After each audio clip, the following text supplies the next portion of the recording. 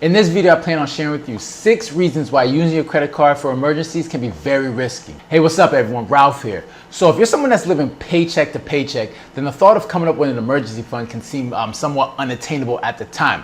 But the thing is, when an emergency arises, the easy go-to option is using a credit card.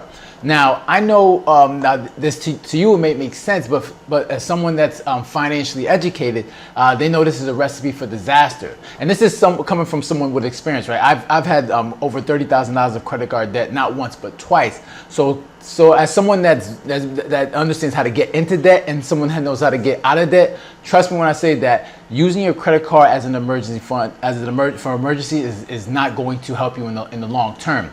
So which is why in this video I wanted to share with you 6 reasons why using your credit card for emergencies is very risky. So the first reason why using your credit cards for emergency is risky is because you're pretty much basically giving yourself a loan, right? Because obviously if you had the money for that emergency, you wouldn't be dipping into your credit card. So the thing about credit cards, or the thing about giving yourself a loan, is you have to eventually pay that back, right? On top of that, it's going to cost you interest every month.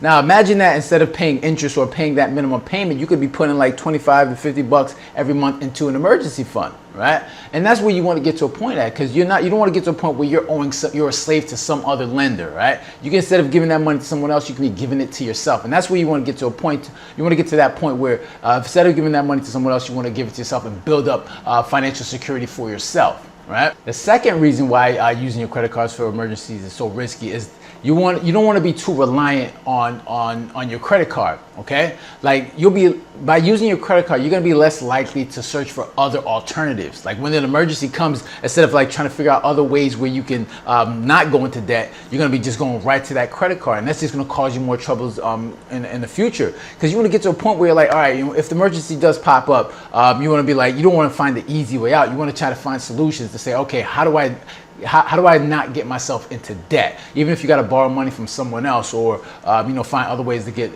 the cash. And I know it's not easy, but you want to try to get the brain working to find all different alternatives to come up with cash and not have to resort to getting into debt. So, and I think with using a credit card, it makes you lazy mentally. It's like, you know what? All right, it's an emergency here. I just have my credit card. I have like $3,000, $5,000, $10,000 on my credit card. I can just use that, and it just makes it too easy to access money.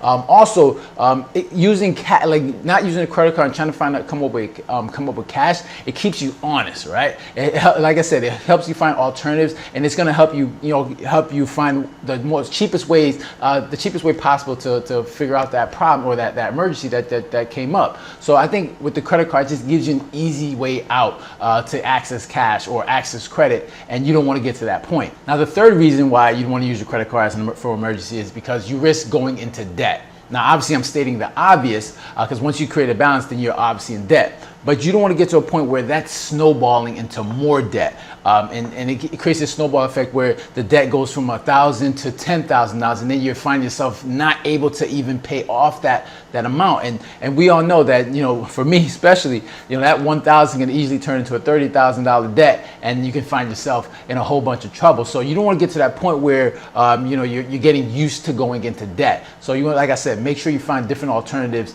and avoid that at all costs if possible. Now, the fourth reason that you don't want to use your credit card for emergencies is there's always a risk that, due to your lack of use, like let's say you're holding that credit card just for emergencies. So let's say there's no emergency that comes for a whole year. So one thing that credit card lenders like to do is, if you're not active with your credit card, the one thing that they can do is either like cancel your credit card or limit it, right? Let's drop down your limit to like 10,000 all the way to like 5,000. And then let's say that a credit emergency does happen and it costs more than 5,000, or depending on how much they drop down your limit, or let's say they cancel it altogether. The fact that you're relying on that credit card, and let's say that emergency pops up and you're not using as much, can put you at risk of not having access to any type of funds to pay for that emergency. Credit card, whether credit card is what you're relying on. So you don't want to get to a point where you're relying on that credit card, because obviously that's not your money. A credit card lender has the option to either cancel your credit card or, let's say, limit the amount of money that you have access to. So you don't want to get to a point where you're relying on them. You want to make sure you actually have a fund that you can control. The cash is available to you, and you can control that at any time as you want if there's an emergency. So that's one thing you have to be afraid of, that you have to worry about, is that the fact that you're not using your credit card, credit lenders can do what they want and they say, all right, you're not using your credit card, we're just going to either cancel it or just reduce it. So that's something you need to think about as well. And you want to create a fund for yourself where you have control of it, and if there is an emergency, that you can manage it the way that you need to. The fifth reason that you don't want to use your credit card for emergency is, what if there's a second emergency or a third emergency? All right, like, and that's how things typically happen, right? They say there's always, you know how people that are always struggling in life, they say there's one thing after another, right? So maybe there's one emergency, and then the following month there's a second, and the 2-3 months after that there's a third emergency. You can see how quickly that can build up, and then you're using that credit card, you're gonna get into debt much quicker, and it's gonna just snowball into more debt. So you need to understand that, you know, for some people that there's always an emergency that can happen, or you have to guard yourself against multiple emergencies. So, and that's the thing you got to be careful of. Like, what if there's the first, that first emergency happened, then there's a second one, there's a third one. You want to make sure that you're able to handle that and not have to rely on that credit card. And you don't want to get to a point where you're just accumulating more debt, and it's just going to make it harder for you to have more control over your financial future. Now, the last one is having credit card debt obviously makes building an emergency fund much more difficult, because obviously for a lot of people, like, saving to build an emergency is already difficult enough, right? You have so many things going on, you have so many bills you have to pay, you have so many things you have to take care of. So and especially your spending, depending on how you're spending, if you're spending more than you make, it's hard to build up that emergency fund.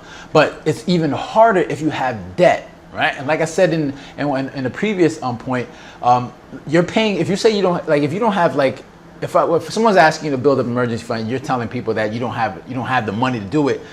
It doesn't make that much sense, because if you can put money on a credit card, you, at the very least, you have to pay the minimum payment, which is usually around $25. So that means you have at least $25 to be putting towards that credit card, right? Now imagine putting that $25 every month into building up your emergency fund. And it doesn't have to be that much. Anywhere from $25-50 is just a start. And get to a point where you're setting goals for yourself, where, let's say you want to build up your emergency fund to like $1,000 in like 3 months, right? You can work towards that goal, and you can allocate your cash in order to build up that emergency fund up to $1,000, and that's a good start. And then you can build from there. So it gets to a point where, like, obviously having debt is gonna hinder you from building up, cash reserves for emergencies that you can control. So obviously you want to avoid getting to that. You want to avoid having to accumulate debt, because that's going to just stop you from doing other things financially. So what should you do? Obviously, what I just said before is, obviously you want to make sure you're paying down debt, right? So let's say you want to build up that emergency fund.